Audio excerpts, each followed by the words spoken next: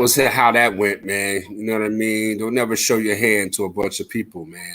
That's just how they go. Oh, we in the building. Oh, what's up, man? Down in Sports Talk. We in the house, man. This is RM Desk right here. Catch me left-handed. You know how I do. That's my Code D in the building over there. Yada Bear. You know what I mean? We're gonna get into some things. You know how we do. We just some sports heads, very opinionated. You know what I mean? And we talk about what we talk about. A lot of stuff going on. You know, we're gonna get into the John Morant scenario. You know, me and Yada, we're gonna discuss Doc Rivers and that scenario. Get into some WNBA stuff because you know the season starts on Friday. You know, and right now we got the NBA draft lottery about to pop off right now, aka the Victor Wembanyama sweepstakes. Y'all better learn how to pronounce Wembanyama. Y'all better learn how to pronounce. What's up, Yada Bear? What's good with you? Nothing much, you know. Recovering. You know. Dig. That's the key word is recovery. That's what's up. That's what's up. Absolutely. You know. So that's going on right now. The NBA draft lottery, aka the Victor Wembanyama sweepstakes. A lot of other things going on. Doc Rivers from the Philadelphia, formerly coach of the Philadelphia 76ers, which for me is really bad. I don't like it. We talked about it earlier behind the scenes when I talked to Yada Bear. I'm not really a big fan of that. I said it. A lot of people was like, well, he was, his game 7 record wasn't all of that. His, basically, he got his team as far as the second round of the NBA playoffs, and that's where they peak at. But for me, my opinion of it is like, I think that, Doc Rivers worked with what he had. You know what I mean? He had the NBA MVP. He had a team that was very, competitive in the East. Things happen. You know what I mean? When you look at the other teams in the Eastern Conference that he was competing with, you look at Boston and their situation with their head coach. You know what I mean? And you look at Milwaukee and their situation and their head coach. I mean, Doc Rivers, it just was destined to happen. And I feel bad for the guy. And I said as much. But a lot of other people, they have their opinion about it, and that's just what it is. But the person to really discuss it and talk about it in regards to the Philadelphia 76ers and their situation is this one over here.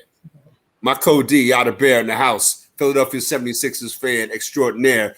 What's your thoughts in regards to the firing of Doc Rivers?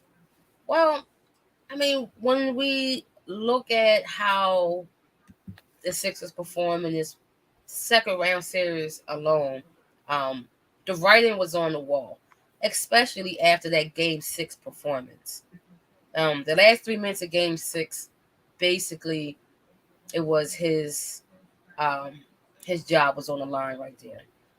A lot of us has been grown very wary of Doc Rivers for the past 2 years. Like he was here for 3 years. For the past 2 years, it was starting to get a little tired because we was getting the same results as we got from the last guy with Brett Brown. We can't get out the second round. Brought him here for that purpose because we thought that he was the guy to get us over the hump. And unfortunately, it never happened. And it's crazy because as bad as we performed in Game 7, what the Sixers supposed to do? We're not going to trade Embiid. You can't fire the MVP. He's not going anywhere. We're not going to trade, Maxey or anybody like that away. So the guy who's going to, land on the sword is going to be the head coach, which is Doc Rivers. And the Game 7 performance, it wasn't his fault. I mean, we seen Boston 12 times this year. We played them 3 times. I'm playing them 4 times in the regular season. And then we played them in the 7-game series. And we see these guys 12 times. There was no more preparation that you could have gave for this team for Game 7. It's their best guys against my guys. Your 5 guys against my 5 guys. And unfortunately, my 5 guys didn't show up at all. Number one, my MVP didn't show up at all. So if we want to go on Legacy of Bellflower Tequila began 4 generations he, ago. Joel Embiid, is the number one guy to blame because he's supposed to be the leader of the team. He's the MVP of this league, the MVP of the team. We go as far as Joel goes, and Joel only took us to the second round. He was nowhere to be found at the end of Game 6, and he was nowhere to be found in Game 7. I guess in his mind, this was only a 5-game series. It's the best because Let's go, that's Yana. only That's when he messed up. showed up. Now, don't get me wrong. I love me some Joel, but I also have to be very critical of him as much as I love him because he, again, like I said, is the leader of the team. So we have been on this 2-year campaign for MVP for this guy to finally get it and still not show up where it matters the most. So now I'm starting to look at him sideways because this is the first time in the past 5 seasons that now I have questions about Embiid. I never questioned him as many times. He's 0-5 in the second round. Out of those 4 other times, I never questioned him at the end of the season. I never questioned his heart. I never questioned his skill and anything, except for this year. His heart was not in it. He was getting bodied by Marcus Smart, Grant Williams, Al Horford, um, Robert Williams. You're 7'1", 280 plus pounds. And these guys out here bodying you, they can push you around. They got you on the ground crying for a foul. Like, where's the toughness? Where's the heart? They played game 7 like there's a game 8. There's no game 8. This is do or die. This is put up or shut up time, and you shut up. You laid down. They gave them the game at the beginning of the third quarter. The game was over. And it was just embarrassing. Like, when we lost to Toronto, when Kawhi hit that shot, that was heartbreaking to watch. That was heartbreaking. Last year, getting bounced in the second round again was disappointing. This year, getting bounced in the second round was embarrassing. And it's like, what else do we have to do? And Doc and Doc Rivers shouldn't be the only one, taking this fall. I'm looking at you, Daryl Morey, because this is the team that you put together. You wanted James. You brought James in. And then during the trade deadline and the buyout, with the free agency, you gave us nothing but Jalen McDaniels. That was the best you can do to help us get over the hump. So the roster is Daryl Morey's fault. Like I said, Doc did the best that he could. He's not on the floor playing. You can have so much plans. You can plan the whole game out. But it's up to those 5 guys on the court to execute what you guys have been preparing for. You could plan a pretty picnic, but you can't predict the weather. Exactly. And that was the problem. So Doc is gone. Now we're starting over with a new coach, with a new outlook for this team. Right. A lot of other changes is going to have to be made. Absolutely. Doc is just the first change. Yeah, I think that what you were saying, leads me to my point. Like, we talked a couple weeks ago about how Joel Embiid just learning the game and things of that nature. I think that if y'all don't want Joel Embiid, we'll take Joel Embiid off your hands gladly. Like, I think that, I the told you, San Antonio Spurs got San Antonio, yes. I told you. We're talking about the NBA draft lottery right now. The San Antonio Spurs got the first pick. Look at my Facebook page. Look what I said on my Facebook page. We don't play around over here. Down in Sportstalk, we do not play around over here. Welcome to the San Antonio Spurs. Somebody stop Greg Popovich, because he get ready to drive to the arena now to get some papers so he can coach another 10 years. Listen. What did I just say? I said the last time the San Antonio Spurs had a first round pick was with Tim Duncan. Yeah, so again, salute to the San Antonio Spurs. Salute to us over here down in Sports Talk. We know what it is. Y'all just wait. Like, watch, you got a lot of people talking about, I knew he was going to the Spurs.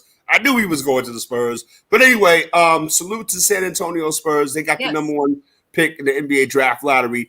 But yeah, I mean, we'll take Joel Embiid off your hands, with the quickness. You know what I mean? I think that, a lot of this, when you talk about, Doc Rivers and him being let go, the bad record in the game sevens, you know what I mean? The postseason thing, you got a lot of coaches in the NBA who never sniffed the postseason and still got their jobs.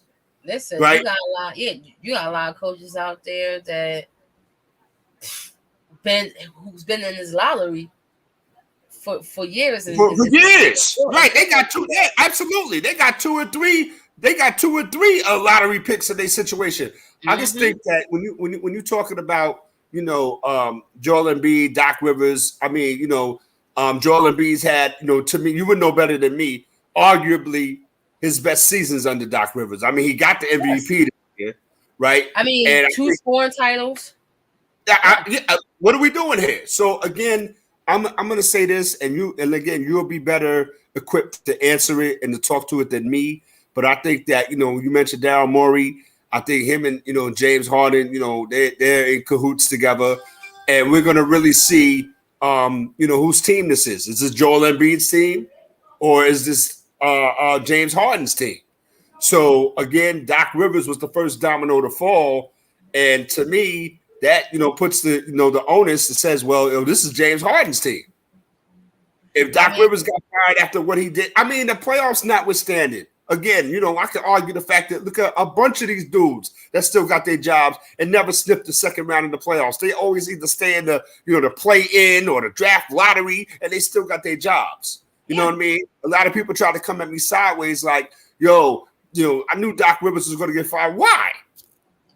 But it wasn't his fault that Joel Embiid wasn't getting the ball in Game 6. Was it his fault that Joel Embiid and James Harden did a flame out in Game 7? Was it his fault? I don't think so.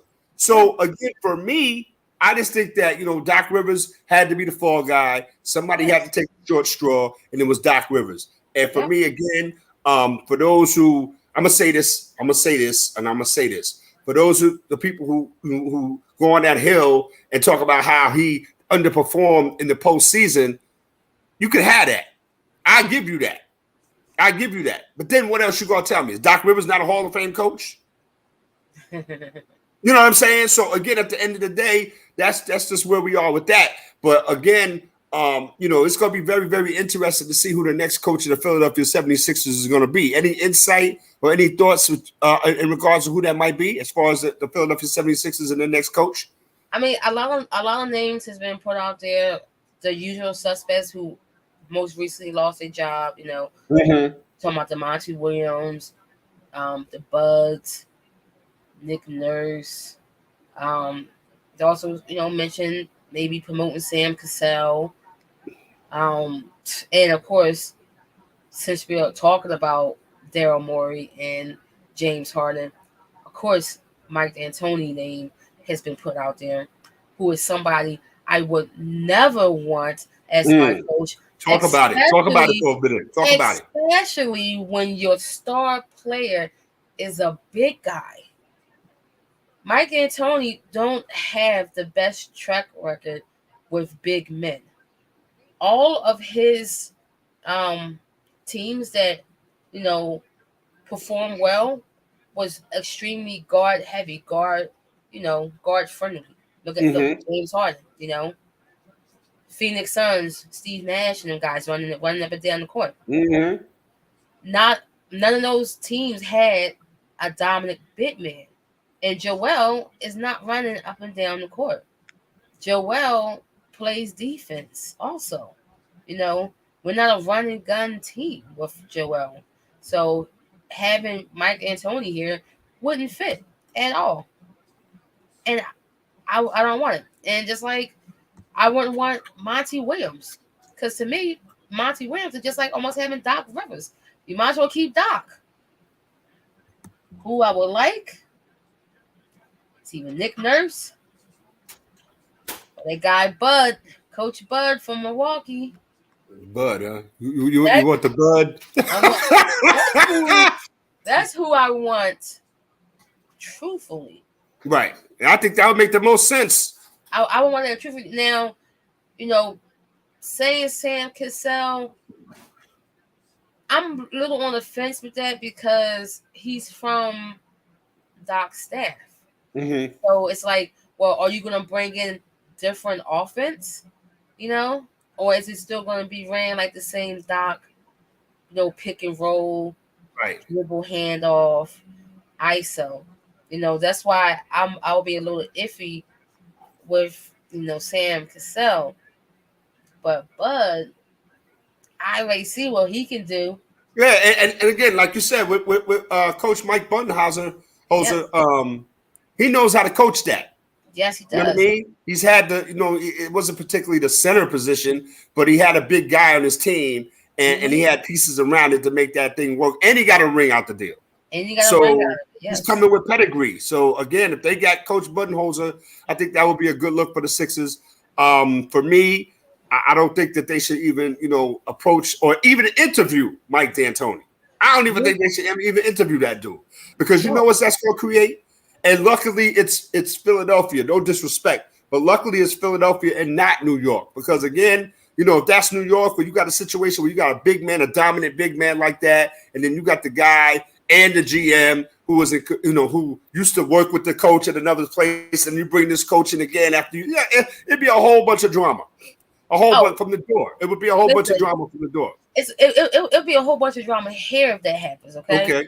Because it's already all over sports radio here that it's a consensus that we do not want Mike D'Antoni here as the next Philadelphia 76ers coach. Okay. And it's also known that if James Harden walk, we're okay with that. Right. Like you prepared for that anyway. Absolutely. Yes.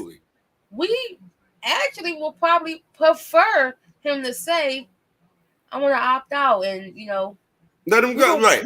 We will help him pack. Mm-hmm. It's okay. Mm-hmm. Because as we've seen, it didn't work here. Right. It didn't work.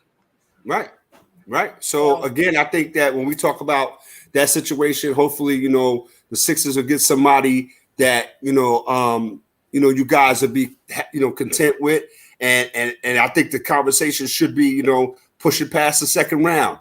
You know what I mean? The thing didn't work out with Brent Brown. Okay, that's fine. Doc Rivers. Was it 3 straight years with you in the second round in the Eastern Conference? A couple of Game 7 losses. But again, I'm going to say this. Doc had to be the fall guy. So again, it happened.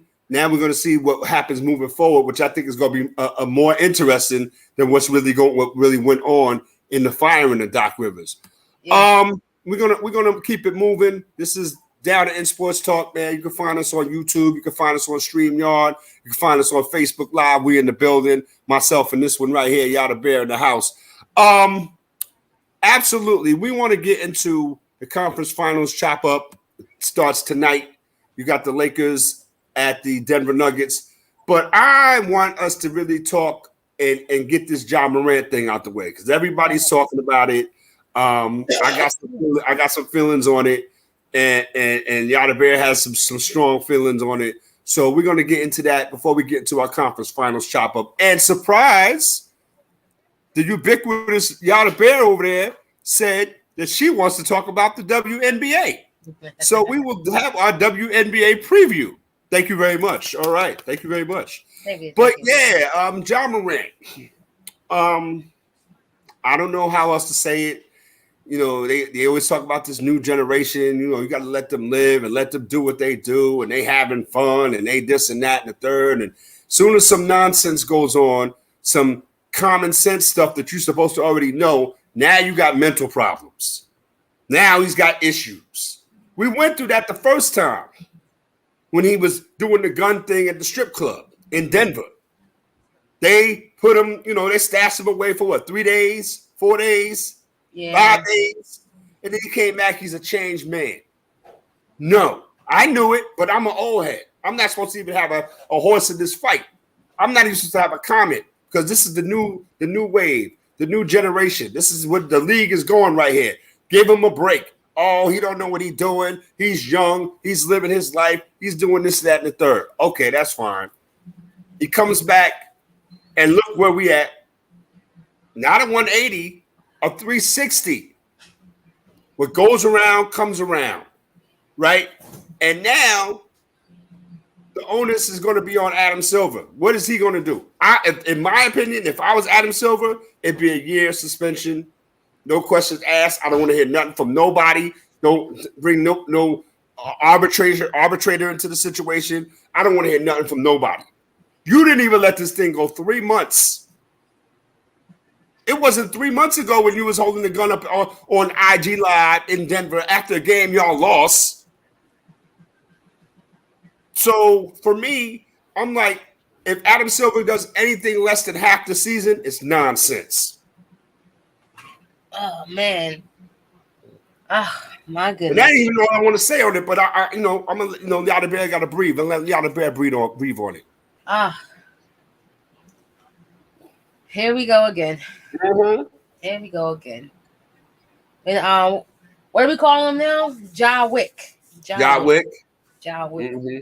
NBA dumb. John Moran. NBA dumb boy. The NBA dumb boy. That's a good one. Yeah. Charlie Brown. Yeah. This guy. He's never going to learn.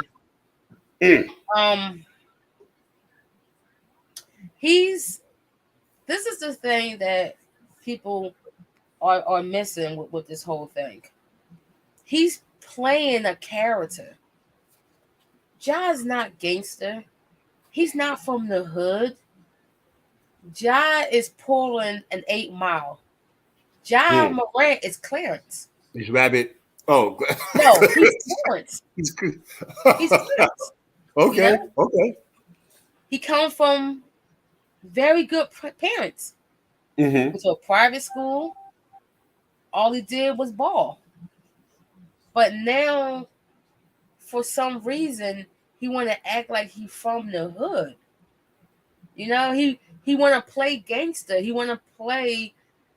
He trying to portray or act out the lyrics that he's listening to in his songs. You know, he want to be cool. He want to be that guy. You know, he's throwing up gang signs. And acting all gangster and stuff like that. And it's all good until the real thorough gang cats come at you, talk about, let's have a sit down, let's talk about this. Yes. Absolutely. You know, you play basketball. You can't play a thug. You can't play gangster. You can't play hood. Because what I've always been taught and heard is you don't pull that thing out unless you're ready to use it. You know, you don't pull the gun out unless you're ready to use it. That's street 101 right there. So that's right. So that right there shows me that you're an idiot. That you are just playing this role. And this is not the first time. And I want to, take a moment to say how stupid Jalen Rose should feel. You sat down and had this one-on-one interview. Oh, I'm taking up for this guy. You know, he how to find his way. All this other you know, Farrakhan type of BS Uh-oh. he up there saying. Uh-oh. and and look what happened. It not even 4 months ago. You know, the you just got bounced from the playoffs that long ago. It wasn't even that long ago. Now you out here with your gun because you did your friend didn't hand it off to you. You pulled it from your waist and pulled it up. And now, we come in this era now where everybody's recording everything. He knew he's being recorded. He knew his friend was on live because that's what they do. They sit in the car, they listen to music, they on live, showing money, and now you showing guns. Again.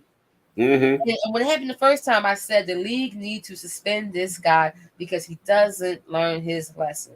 He didn't learn his lesson. Right. And I remember saying on the show, it's going to be something else. And look at this. Both said it. It's going to happen again. Else. Absolutely. Absolutely. Something else always comes. So, should he get suspended by the league? Hell yeah. Should it be a year? I believe it should be. Because guess what? He thought it was a game. Again, he didn't learn his lesson the first time. And it was a slap in Adam Silver's face. That's right. That's right. And Adam Silver, and I've been very critical of him, saying that he's been too soft with the players. I understand you want to be a player from GM, but sometimes you can't be the friend when you are the boss. You are the be all of the NBA. You are the god of NBA. God cannot be friends with everybody.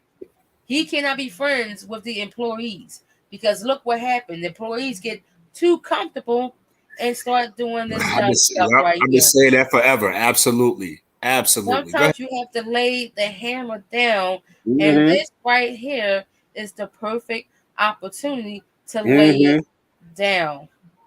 Ja already messed up the bag by not being selected by all NBA team. And why was that? And why was that? Because he's too busy doing finger guns, pulling out guns in strip clubs, having issues with a minor, doing all this crazy stuff. That's right. So now he cost himself like $100 million in a contract. You can't get the Supermax now. Now, here we go. You again with the gun. And here's my question. Where is his father? Oh, he's too busy living his second childhood off of Ja Morant because guess what? Your son is messing up the bag. He destroyed the bag because now what's going to happen? Is Nike going to pull his shoe? He got a very nice shoe coming out. I saw the commercial a couple of weeks ago. Yeah. Is it still going to be released? Is there going to be another shoe? What about all those other endorsements? What about Gatorade or Powerade? Powerade and all that. Other, endorsements you was looking, to have out there. You no longer one of the faces of the NBA. They got to remove you for that because you want to play thug.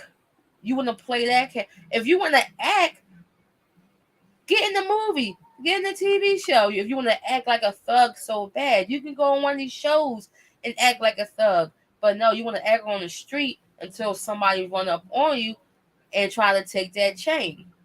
Because we have seen people die for less. And he's out here playing these games. Somebody's going to play with you. And somebody going to test you. And when they play for keeps. That's right. That's right. So, yeah, I mean, I need a year suspension. You need to sit down. In my opinion, I think when it comes to Ja Morant, it's a bunch of things. I mean, it starts at the parents. You know what I mean? That they too busy, counting the decimals and seeing how many zeros he got at the end of his check so they can live high on the hog, right? But for me, it's like, why isn't somebody in his peer group? And when I talk about peer group, we talk about other NBA players. Cats that been in the league, cats that experienced some stuff. What, they scared of this dude? You know what I mean? I mean, it's nothing. Shaq and them get on TV every night and they pontificate about, pulling these, getting these young cats and taking them under their wing and going out there and working with them and things of that nature, talking to them. Why hasn't anybody spoken to John Morant? Because what's the deal with that? Let me tell you what it is. I'm telling you Huh? because you know how these young guys are. They don't want to listen. They don't care. So why are we supposed to feel sorry for them? Why are we supposed to feel sorry for them when they put themselves in situations that they put themselves in? Because they see it as a waste of time. You can see the writings on the wall. Everybody can see that this guy is a clown. He's a moron. He's going to do what he wants to do, and he's going to play his way out of the league. He didn't learn the first time. And look what happened. That's why they want to end up looking like Jalen Rose with egg on their face, because Jalen, oh my God, he was caping for this guy. Yeah, absolutely. He was super caping for him. Like, is John Morant paying you, Jalen? Because you going super hard. He went super hard, and now Jalen Rose looks like a fool. Yep. You ain't gonna get that. You ain't gonna get that nowhere but here, because we gonna tell the truth. Yeah, other people will try to gloss over it. You know what I mean, and not even mention Jalen Rose. And he did his Oprah Winfrey thing. I'm not mad at him, but now look at you. That was a waste of time. Yeah, because all John Morant was doing was sitting up there lying to you, and you was eating that up and trying to sell it to everybody as, well, this is redemption. This is this guy. He's making his mea culpa. He apologizes. He gonna walk the straight and narrow from here on out. And now look at you. Exactly. Got you looking crazy out here. Turn around to Jalen Rose. Got you looking crazy out here. Yep. You know what I mean? We ain't even gonna talk about the Beijing, but that's another story. But now that it's Sports Talk, we're in the building, man. NBA Conference Finals on the Western Conference side about to tip off. You got the Lakers in Denver. What's your thoughts in regards to the Denver Nuggets and the Los Angeles Lakers doing their thing one more again, like they did in the bubble a couple years back? I think this is it's crazy because I totally forgot that the Lakers beat the Nuggets in the play-in. Now, what's crazy is I remember Anthony Davis making the game-winning shot, but I forgot who he did it in front of, and he did it on Joker. He shot that three right in Joker's face. And I think it's going to be a good series because Jamal Murray is playing like he played in that bubble season, before he got all injured. He's extremely healthy. He's playing at that high level like he did before. I think this Joker and Anthony Davis matchup is going to be interesting because Anthony Davis plays defense. And Joker really don't. So if I'm Anthony Davis, he needs to be demanding the ball, and going at Joker. Down low, absolutely. And going at Joker. You could probably get Joker out of here. You get Joker in foul trouble real quick. Anthony Davis have to be aggressive. As I mentioned, in the last series with the Lakers go as far as Anthony Davis will take them. He's the guy who got to steer the ship. He's the captain of this ship right here. LeBron can score 35. It's all fine and dandy, but AD gotta be dominant on both ends on the floor. I think it's gonna be even. I think it's gonna go 7 games, and I'm gonna go with the script like my big homie Win Walker has been preaching, and I'm gonna say Lakers in 7. It'll be a storybook ending. What a way to end the story of LeBron passing Kareem, becoming the all-time scoring leader, starting the season out 2-10, having playing on 2 different teams on the same team, because they didn't right. That's multiple players. That's right. And for them to get to the finals as the 7th seed, after breaking Kareem's record, after starting 2-10, Darvin Ham first year as a coach will be a storybook ending, and it's 2-10. I mean, what can I say? Lakers in 7. Hey, I'm gonna say this. I'm gonna say this. I'm really tired of the narrative that a team like the Denver Nuggets, who one of those ABA franchises, right? yeah, Do your history, yo, all your cats out there. Um, I think this is their time. If they don't get it now, they're never going to get it, right? I think Jokic has to prove that he's the guy. Even with his assist numbers, he can help out that way. He doesn't have to really be dominant scoring the basketball because you got Jamal Murray, KCP is out there, Michael Porter Jr. is out there. He's got some guys around him, a support system around him. Now, to me, we're going to see what the Lakers are really built of. Can Austin Reeves still have the carryover from the series he had against Golden State, the series he's had all postseason? Can D'Angelo Russell do his thing? Trying to get that contract. Yeah, you know what I mean? And so it's going to be interesting to see. But I think the Denver Nuggets are finally going to get over that hump. LeBron James is another year older, so I mean, that altitude in Denver might mess with him a little bit. You know what I mean?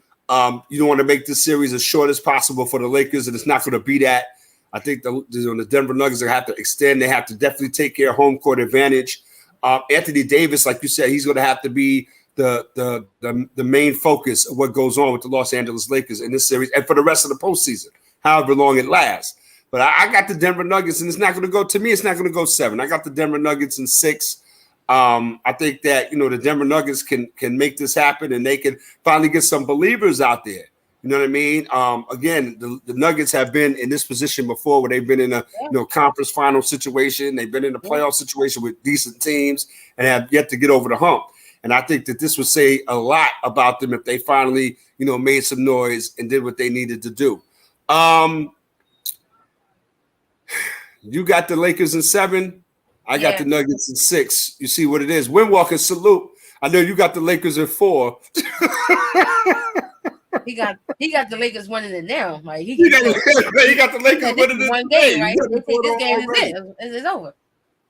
Listen, we in the building down at Sports Talk, man. We hope y'all that rock with us, man. We do what we do. We definitely, in tune and what's going on in this sports situation in the sports world. Myself and my co-D over there, Yada Bear. Make sure you check Yada Bear out. It's got a fan club. It's percolating. It's bubbling. Y'all make sure y'all salute Yada Bear every time, every chance. You know what I mean? The WNBA season starts on Friday? Friday. And we've been promising y'all a WNBA preview for the last couple of weeks, but some other things have been going on. Yeah. And it's forced our hand, and this, we had to talk about some other things. But right now, we're going to get into our WNBA season preview. The season starts on Friday. And, as they always say, Yada Bear goes first when we talk about the WNBA.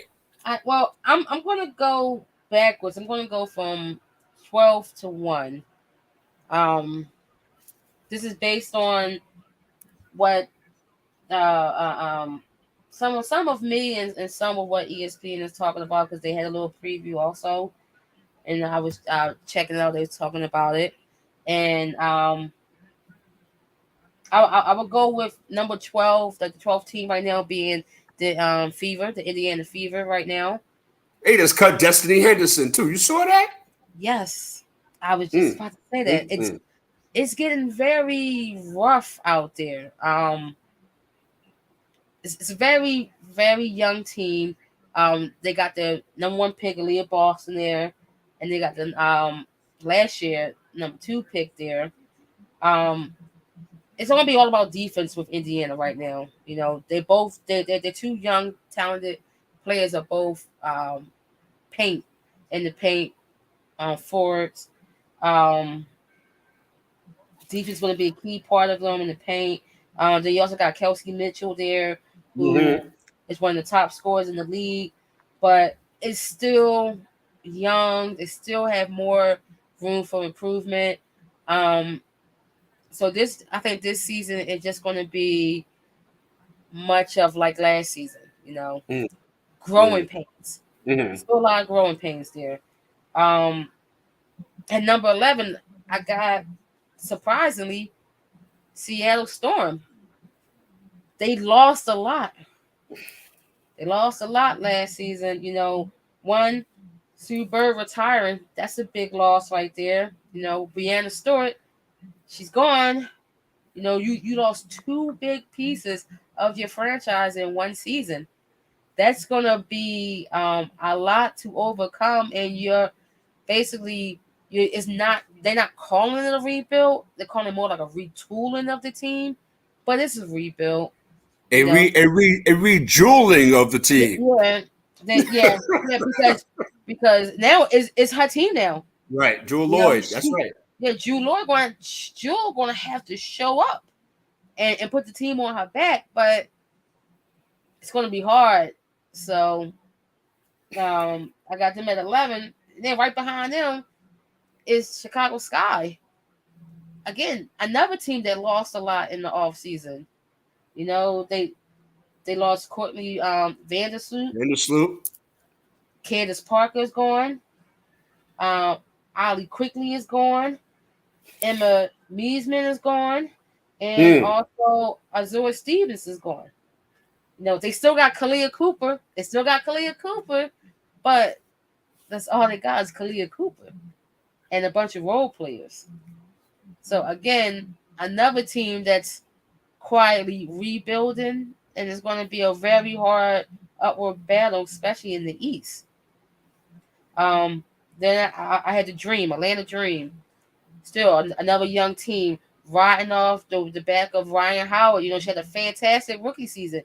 She had a great rookie season. She bust out in rookie year. Really rookie of the year, absolutely. Mark, in the league, and they still got a lot of work to do. Like I said, another young team, but there's hope there because Ryan Howard is she the truth. After that, I got the LA Sparks, another team that lost a lot. Derek Fisher out as GM and coach. He's gone. Liz Cambridge, she's gone. So it's a lot of work to do there. They're also rebuilding. Another team, the Minnesota Lynx, another team. There's a lot of people lost a lot this season. Sylvia Fowles retired. The great Sylvia Fowles. She been in the league for almost 20 years, and she hung it up. She retired. They do get Nafisa Collier back. Yeah. Back, So she's back. She had a baby. She's coming back this year. And they got the number 2 pick, and Diamond Miller is also there. So with her and Nafisa, they got a pretty good 1-2 duo there with the rest of their role players. So I can see the Lynx, causing problems. Maybe playing spoiler for some of these other teams in the West. Number 6, I got Phoenix. I got the Mercury. The big story. Brittany Grinder's back. Right. We'll see how effective she is. In her first preseason game that she played, she had 10 points. She played in limited minutes. She scored 10 points. She still got to get her legs back. In basketball. After being incarcerated for what was it, 11 months in Russia. So I'm pretty sure those harsh conditions and who knows what was happening over there. She got to get her body back. Right. And also her mind back. Her mind back. That's right. Yeah. You also got Diana Taurasi still there, but she's 41. She's old now. She's 41 years old. This is probably going to be her last season there. They also got a new coach who don't get along with Skylar Diggins, who's also out because she's pregnant. Right. So she's going to be gone, and they don't know if she's going to come back this season at all because her and the coach, they don't get along.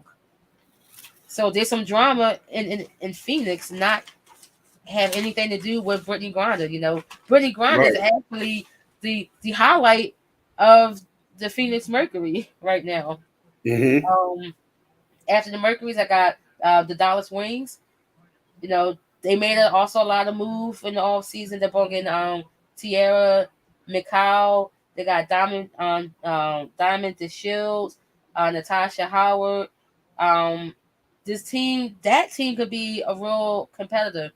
There could be real competition in the West.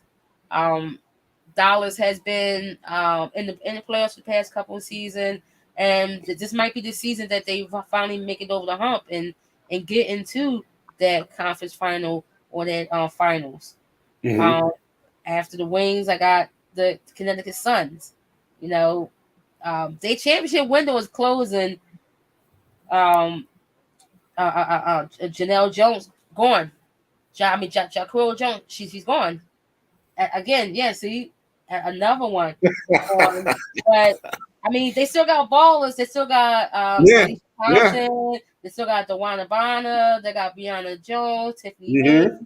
and they was last year's Eastern Conference champions. But again, they had Jonquel Jones.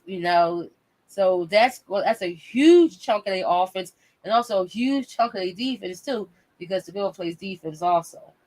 Um, then we start getting down to the final three teams, which is To the nitty yeah, gritty. That's what we which like is to call it. The nitty where gritty. where we have the Washington Mystics. Mm-hmm.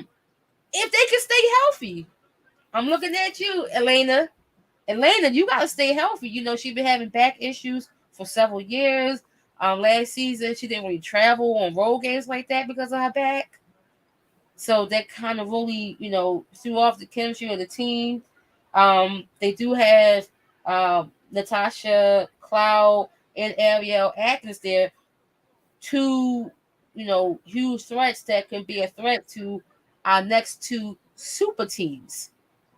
And we're going to go with the Liberty as number two, who had Uh-oh. formed a Uh-oh. super team here.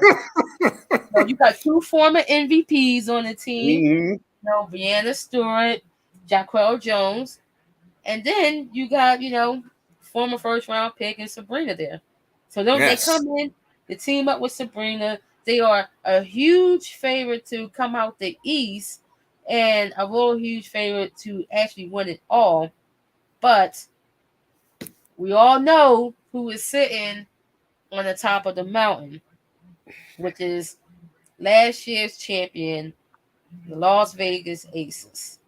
Now, we all know that there's been some recent controversy out in Vegas involving the organization, um, being accused of some misconduct, wrongful treatment of a certain player because they traded her and she informed her that she was pregnant, things like that. But I mean, they still brung in Candace Parker. How do you lead? This is how crazy this is. Candace Parker was an LA Sparks. She won there. Then she comes back home to Chicago. And then she wins there. And then you think, oh, Candace, you had such a great career that you're ready to hang it up. No. She goes to Las Vegas to team up with a already Stack defending team. a stacked team who just won the championship with no doubt at all, with one of the best head coaches that the WNBA has had, who's getting looks from an NBA team.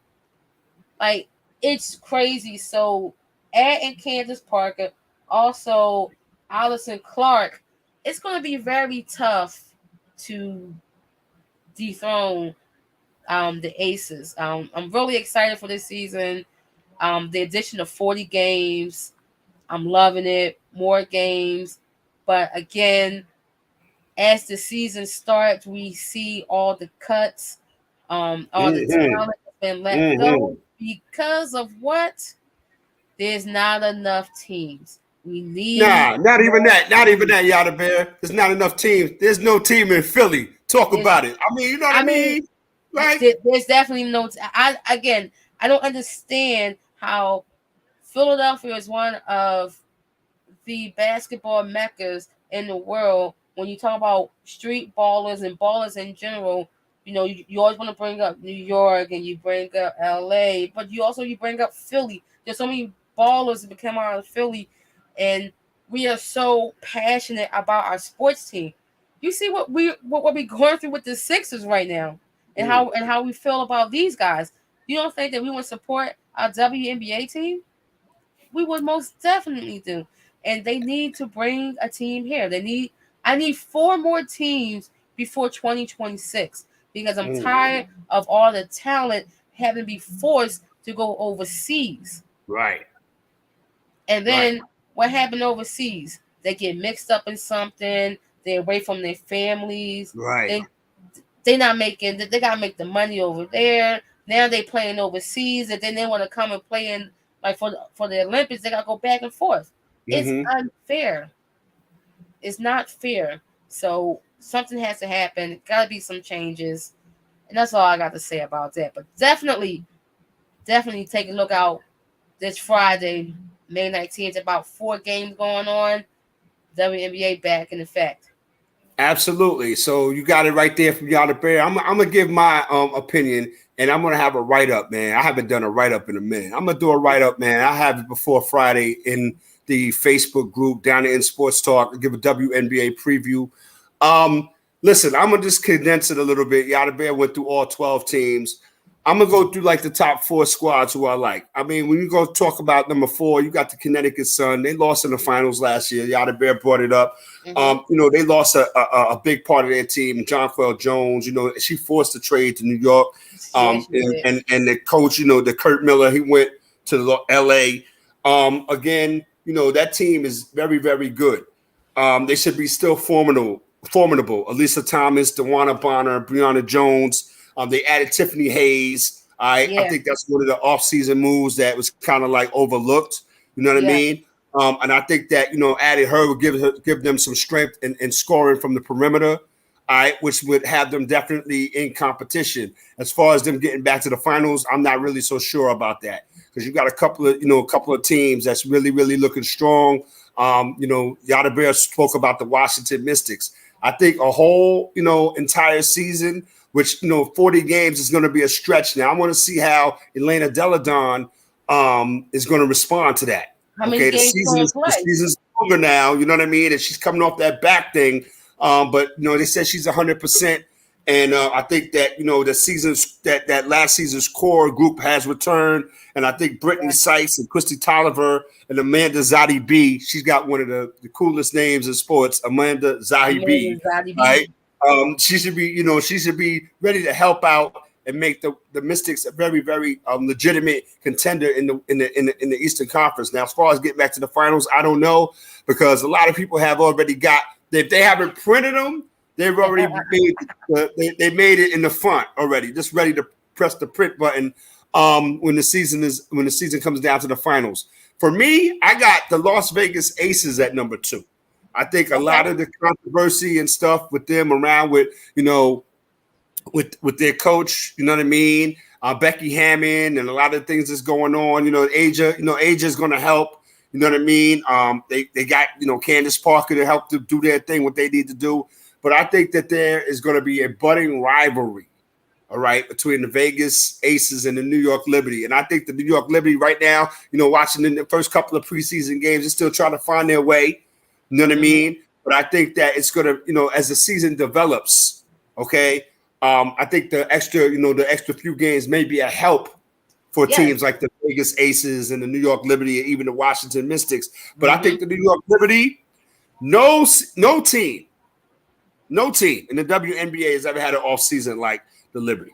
It was like they was giving away chocolate chip cookies or something that everybody wanted to come to New York, right?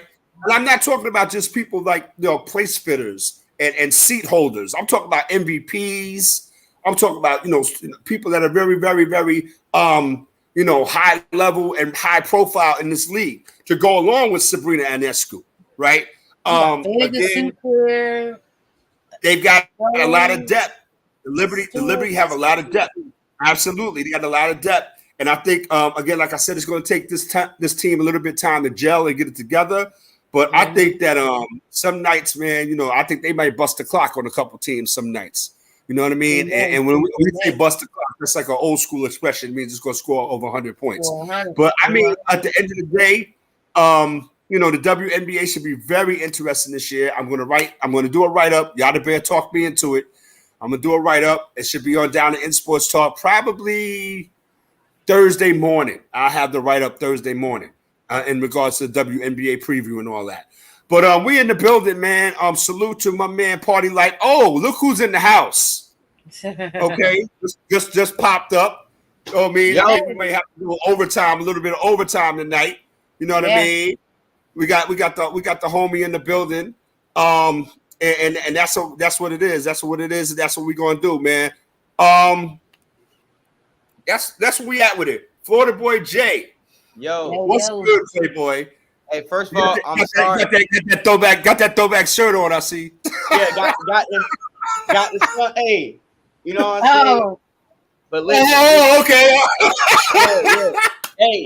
Hey, fashion purposes only. I'm not a Phoenix Sun. I hear you. Let's get with you, man. Hey, chilling. I'm sorry. I'm on color people time. It was a lot going on. It's all good. It's all good. We gonna go a little overtime tonight because we got you decided to show up and chop it up with us, so we're gonna go a few minutes overtime tonight. Which we talked about Doc Rivers, we talked about John Morant. We was just doing our WNBA preview. Where you want to jump in at, my guy? Listen. There's one thing I will not miss the opportunity of doing, and that is slandering the name of Doc Rivers. On time to slander such a bum, professional bum, and the reason why affirmative action needs to get taken away from certain people. Because if Doc Rivers was a white man, he'd be coaching YMCA games. But because he's black, they keep giving him job after job, championship team after championship team, and all he does is fold like a dirty lawn chair. Let's go back in time if you have a minute. Let's go back to the 2003 NBA playoffs. You have an 8-seed Orlando Magic against a first-seed Pistons team. The first year they implemented a 7-game series in the first round. Any other time, 3-1, Magic would have went out of there. They would have won, right? You have Tracy McGrady, league leading scorer, NBA all-first team. You take him, you get a 3-1 lead just to blow it in 7 games to the Pistons. Fine. Fired, got him out of here, right? Next job goes to the Celtics. Paul Pierce, Ricky Davis. You underachieve. You don't do anything. You don't maximize the talent. Doc Rivers is not known for maximizing talent of mediocre teams. If you go back to that Orlando Magic team, he couldn't get Trace McGrady out the first round against the Bucks in 01. When I can understand that T-Mac was a most valuable player of the year. Grant Hill didn't show up. The Bucks were a good team. If you weren't looking at officiating, the Bucks should have beat the Sixers in the conference finals that year. So you go to the next year. They should have beat the Charlotte Hornets in the first round of the 02 playoff. No excuse. And we've seen what happened in 03, going to 04, going to 05, 06, 07. Doc Rivers should have been fired before the Big Three got there in the Celtics. But he didn't. Affirmative action job. They bring in the Big Three. You only win 1 championship with the Big Three. That was phony. That championship should have at least went to at least 3 to 4 NBA finals. At least should have won 2 with the roster that was constructed. So leave them. We go to the Clippers, right? They fired Vinny Del Negro, who took them from bums to the playoffs. But remember, they fired Vinny because they said we need to have a coach take us to the next level. Fine. Doc. Get Doc. What does Doc Rivers do? I remember, what was it? Game 6, they're up by 10, 15 points. Josh Smith has a fourth quarter of his career. End up losing to the Rockets, have no business losing to the Rockets. Lost again to the Thunder. Now, the teams were even, but as a championship Doc Rivers coach, Chris Paul, Blake Griffin, you should beat Thunder, did not beat the Thunder. Lob City. Lob City. Was a fluke. Lob City was a fluke. You don't have any 2-guard or stretch wing to guard anybody or to put up any points. You can't win with a point guard and 2 niggas can't shoot past 10 feet, right? Let's go. Let's fast forward it to the pandemic. Pandemic P is a product of, I want to say, Thunder but it really cemented when he went to the Clippers and you blew another, what was a 3-1 lead to the Nuggets. Yeah, you had Kawhi and Paul George. Yeah. Kawhi and Paul George on a team at the same time shouldn't make it no less than the conference finals with both their individual talents. You get fired. They boot you to Philadelphia. Why? Because we got to fire Bruce Brown. Why we got to fire Bruce Brown, guys? Because we need a coach to take us to the next level. As if Doc Rivers took anybody to the next fucking level, right? Keep it moving. Florida boy Jay upset. I'm tired of whole. I ain't gonna cuss. I'm tired of underachieving, bum, mediocre coaches. I never seen Doc Rivers bark, call timeouts. You see other coaches calling to the players. You see Spoelstra. You see Pop. You see everybody else coaching the team as on the floor when the ball up and down the court. Or if the team is crumbling and the opposition is going on a run, Phil Jackson can sit there with his arms folded and say, "Hey, yo, Kobe, Shaq, Mike, Scotty, figure it out." Doc Rivers got his arms folded as if he got the same group of players. You don't. Right. Coach. Right. Live coach. Make it just. Look, this is Doc. A bum. Doc Rivers a professional bum. Doc Rivers should have got fired when you lose in 7 games to the Atlanta Hawks. He should have been put out that door, Ben Simmons, but you don't do that. We was calling for it. I know y'all were. Philly fans ain't dumb. Difference between Philly fans and New York fans, Philly fans ain't dumb. Yeah, we Philly calling fans for it. demand excellence, and we will run you out of here if you don't. Yeah, we New York, you win 500 games, everybody's having a celebration if they got a championship team. Philly can have a #1 record in all sports, and y'all are still on a bumper. Like, nigga, if you don't win the ring, I don't give a damn who won it. It don't mean nothing. Damn who got a scoring championship. You all are bums, and we getting all you niggas out of here. That's why Philly got rings. So to wrap this up, we see once again Doc Rivers with 3-2 lead, fumbling the bag. You did it in the finals, you did it in the first round, second round, third round. Every round you can fumble a bag, you fumbled it in. I'm gonna say this. Jay. I appreciate you, man. That was wild, passionate, and you was right. Absolutely, you're right. You know what I mean? But for me, I'm looking at it from a different perspective, FBJ. I'm like, okay, Doc Rivers has, he has his past, his recent, troubles and missteps or whatever. But again, at the end of the day, man, speaking of Joel Embiid, I'm gonna keep it short and succinct. Joel Embiid had his best seasons with Doc Rivers. It's not his fault that he didn't get the ball in Game 6. It's not his fault that Joel Embiid and James Harden didn't show up in Game 7. I mean, at the end of the day, I'm not trying to cape for his job, FPJ. Don't get it twisted. But at the end of the day, it's like, okay, Doc Rivers is the coach that everybody loves to run over, but they know that his playoff pedigree is not the best. But a lot of that time it's not on him. And especially this time, it's not on him. I don't think so. I was, like I said, I don't put all the blame on Doc. I have to blame him for Game 6. I gotta blame him for that. Game 7, I don't blame him as much because, like I said, we've seen Boston 12 times this season. There's no more preparation. Game 7 is your guys against my guys. If your guys don't show up, that's what happened. Joel, supposed to be the MVP, he didn't show up at all. He laid down. Like I said earlier, you got guys like Marcus Smart, Grant Williams, Al Horford, Robert Williams, Gardner. You 7'1", 280 plus. These guys shouldn't be able to handle you, but you folded like a beach. That's that new era NBA big man. You're soft. Get your big ass. Excuse my language. On the blocks. On the block.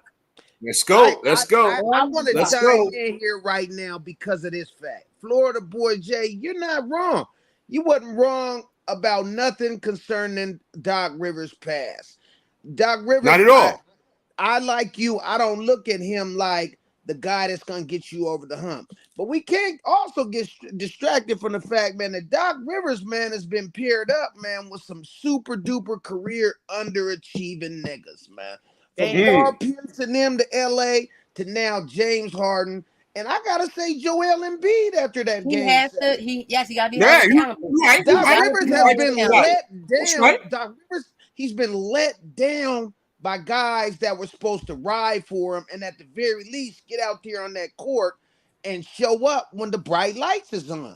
And this right, time, and get Doc Rivers from under that albatross up here, and the coach that can't get it done. Absolutely. And don't get me wrong, I felt like if they didn't win, Doc was out of there anyway. And once again, we was gonna kick Doc's back in. I'm here for that. I'm cool with that. But we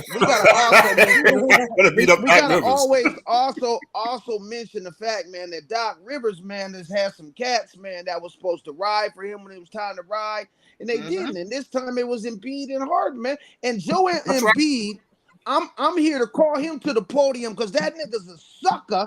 He was supposed to stick up for Doc Rivers, man. Daryl Morey and James Harden has been scheming on Doc Rivers, man, since Daryl Morey hit that front office. I'm not even Philly, and I've been having that feeling. I tweeted about it 2 years ago. They trying to bring in Mike D'Antoni. Yeah. And like I said in the beginning of the show, we're gonna see whose team this is. Joel Embiid's the MVP. This is supposed to be his squad. If Doc Rivers got fired, and Daryl Morey and James Harden, if they bring a guy like D'Antoni in here or some other guy, we'll see what it is. And then here's the thing: I'm gonna jump out the window with this, and then we're gonna switch up to John Morant because we got to get ready to get up out of here. Listen, I'm all in on Joel Embiid if he decides that he wants to go up I-95 a little bit. He's a couple hours away. You know what I mean? The MSG on 34th and 7th. I ain't mad at that. You know what I mean? But again, we got our own issues to deal with. I appreciate Florida Boy Jay, my man, Party Life in the building. Don't go nowhere, y'all, because we're going to get into the meat and potatoes of this. We might go a little bit overtime because this John Morant thing is crazy. Florida Boy Jay, what's your thoughts on John Morant? Because I know, this is your generation, so, y'all talk about it. Where you at with John Morant? I need John Morant suspended for 82 games. I need John Morant suspended. Yep, that's right. I need him suspended for 82 games. I need Nike to cancel his shoe. I need whatever endorsements to be stripped, and I need him to be going on gun seminars in juvenile halls, jails, and schools with at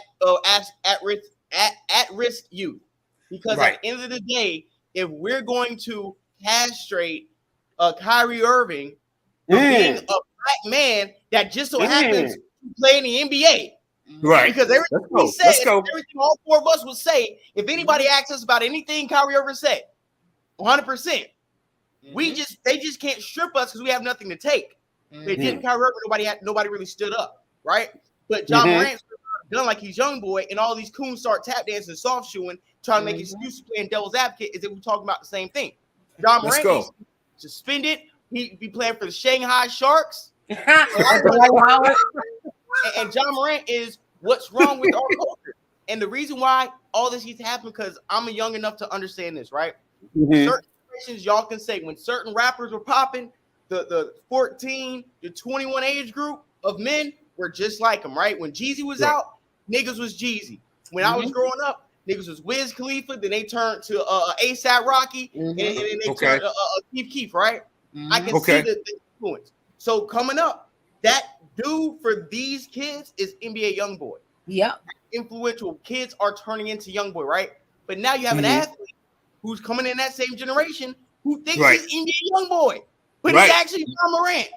You have to nip negative social influences in the bud early. And this is an issue Black people, white people, and all cultures need to come together on and chastise and ostracize a nigga like John Morant.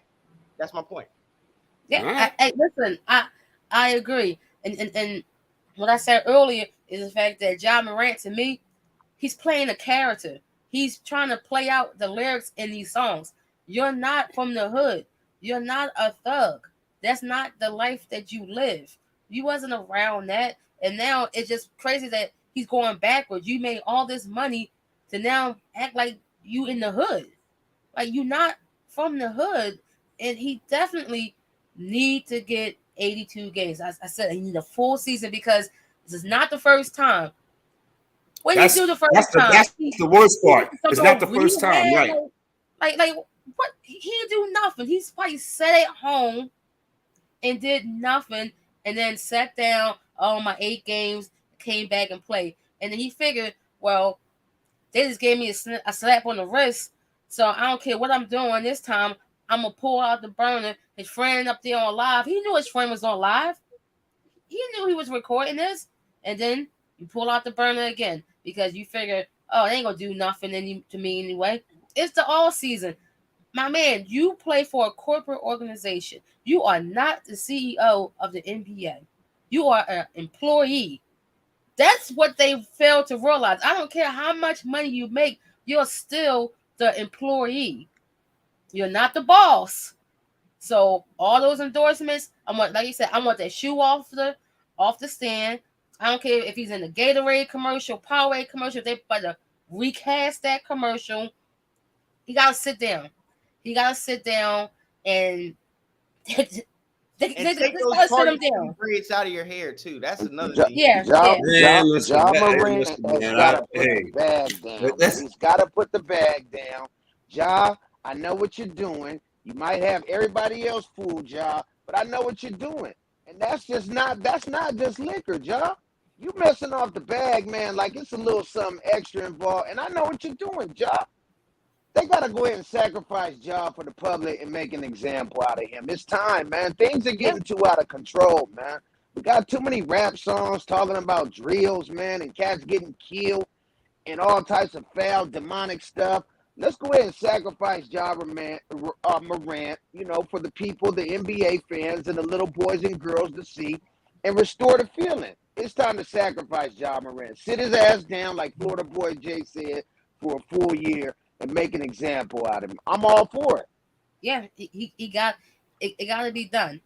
Put his ass on scale. All right, that's where we at with it. Down at Sports Talk, we're in the building, man. We on YouTube, we on StreamYard, we on Facebook. Make sure you check us out. I'm gonna have that WNBA preview. I'm gonna get my writing on, man. I'm gonna drop that in the down at Sports Talk Facebook group. Floyd Boy Jay, it's always a pleasure, my guy, because he brings it from that perspective, and I appreciate you. Party Life, you already know, man, one of our supporters in the building with us. The support offer for Down at Sports Talk, man. If you like the sports talk that we give, man, support us, $ left-handed, you know what I mean? And, you know, we appreciate everything. We appreciate everybody. Before we get out of here, though, I want one comment from everybody. San Antonio Spurs got the #1 pick in the draft lottery, Victor Wembanyama. It's Wembanyama season. Are we going to start disrespecting LeBron the way cats came in here and start disrespecting Jordan? Because we knew that was going to happen. Jordan came, he was the man. Then LeBron came, and he was the man. Where are we at with this Victor Wembanyama, Florida Boy Jay? You know, first of all, I would like to make a slight correction. I feel like it was Jordan, then Kobe, then LeBron. But okay, but you know what I'm saying? I know, you know, but let's just move it on to the guy from France, right? The hype around him is, I feel like, kind of think what Party said on Twitter, where the NBA is kind of going to a more Eurocentric game, to where he's not have to, you know, like put on weight or have to really get in the post to a certain point. But I will say this, it's a make or break. His body size, it looks like he's like a demigod on the court, but the NBA may be a different game from number one. But number two, I think what was super orchestrated, because I believe in rigs and stuff like that. Him going to the Spurs is no coincidence. And people thought he was going to go to the Rockets. Rockets play AAU ball. They're not going to put something that valuable as an NBA world globe commodity in the hands of a bad franchise. So what else than to take him and put him with the man who had the big fundamental. And what I say, he just put the battery back in Popovich's back. That's right. Yeah. Develop him. We all know it was rigged. We all know, like, damn, like even when the Spurs got Tim Duncan, they weren't trash in the 90s. They just had one bad year. That's right. Tim Duncan. Yeah. So that's how a lot of us NBA fans feel who's watched the Spurs. Like, damn, how you get unicorn twice? You know what I'm saying? So honestly, I didn't want him to go to the Spurs, but as a basketball fan and wanting to see the maximized potential of the next up and coming stars, I don't mind him going to the Spurs. I'm a Heat fan. I'm in the East. I'm good. Okay. I think we're all here. No doubt. Party Life, what's up, man? Before we get up out of here real quick. The fix is in, man. The crown has been handed to the French. There was another frozen envelope. Yeah, man. It was 17 before when they got dunked, and the fix is in. Adam Silver has already decided. I did a search on Chat GPT yesterday, man. The AI, salute to the AI and Skynet taking the world over. But I did a search in there the other day, man, and China is the number 2 market with 10% of the league's revenue. So the game is going overseas. And ChatGPT also said, man, in 10 years, the Euro market and China as the linchpin will be the dominant market. It won't be America. So it's not really about us. It's not really about brothers and sisters, man, from Philly, from NY, and down in Florida, and over the West Coast and Seattle. Whether or not what we want is going to be prioritized. It's about a global game now. And I think this is Adam Silver's linchpin to go ahead and make that push even stronger than he has been before. I was just watching some highlights after the draft, man, and I see a lot of Chet Holmgren, but I believe there's a reason that they're pushing this guy so hard, and they're not pushing Chet as hard. It's the same body type. It's really the same type of game. That fundamental long man game, pause. It won't be an NBA type, a traditional NBA type game he's playing. It's going to be the Euro game. So this is what it is. This is the future. Will LeBron get his back kicked in? Yes, slowly but surely. And I'm here for that because that's what Cass did to Mike. And I hated Mike. But the way Mike gets disrespected for this kid, LBJ, yeah, it's going to be LeBron's term. And yeah, it was crazy. 3 to 4 years. Yeah. Right. All right. Yo, listen, man. Another showdown down in Sports Talk. This is how we do it over here. Salute to the homie, Florida boy Jay, man. I got to tap in with your show, man. Talk about your show. Let people know where you are and how they can find you, man. Oh yeah. Go on YouTube. Just type in Florida boy Jay, and that'll be where my channel is. We do Perspectives and Facts podcast like twice a week. We just took a little break because my producer had to move last week, and then today I was gonna go live, but I had a lot of stuff planned to do. And when I seen you was going live, I'm like, I'll just hop on your show instead. Appreciate you, man. Appreciate you. Thank you. For sure. Because we're gonna be talking about. All right, L Party Life. What's up, man? How can people get in touch with you, man? Or they can find you on Twitter doing what you do. Yeah, just find me on Twitter talking my shit, man, trolling a little bit, storing the feeling I like to do at Party Life 5000 at Party Life 5000. Let's go. You already know what it is, man. Left-handed right here at RM Des on Twitter. Get at me. I got my ubiquitous Code D in the building with me. Yada Bear in the house. Appreciate y'all. Smash, hit that like and subscribe button. If you really, really like what we talk about, man, we appreciate the offering. $ left-handed. We're about to get up out of here, man. Florida boy Jay, you already know what it is, man. Salute every time. Party Life 5000. How we build on Twitter. And we'll talk to y'all. Yada, don't go nowhere. We about to get up out of here, man. Peace. Thursday morning, I got y'all on the WNBA preview on the Down to End Sports Talk page on Facebook. All right, y'all be peace. Peace to y'all, man. Salute, Florida boy Jay. Thank you, man. All right, peace, man. Yeah, so we in the building, man. We about to do what we do. Party Life, man. We about to get up out of here, man. Appreciate you, dog. Yes, thank you for coming through. Yes. Yeah, so that's what it is. We in the building. Don't go to one yada. Yeah, so yeah, man. So that's what it is. We in the building. We about to get up out of here.